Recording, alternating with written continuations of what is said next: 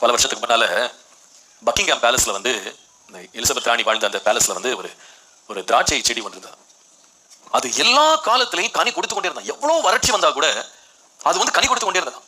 இப்ப எப்படி இது கனி கொடுக்குது அப்படின்னு அவங்க வறண்ட காலங்கள்ல எப்படி கனி கொடுக்குதுன்னு தேடினாங்க. அப்ப ஆராய்ச்சி பண்ணி பார்த்தா அந்த வேர் வந்து ரொம்ப தூரம் சென்று ஒரு கால்வாய் இருந்துச்சான்.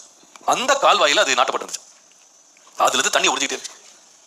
நான் சொல்றேன், இயேசுவை தேடி ஒரு பெண் அவரோடு இணைந்திருக்க வாஞ்சிப்பாளானால் நான் சொல்வேன், நிச்சயமா அவள் வாழ்க்கை கனி உள்ளதாக இருக்கும்.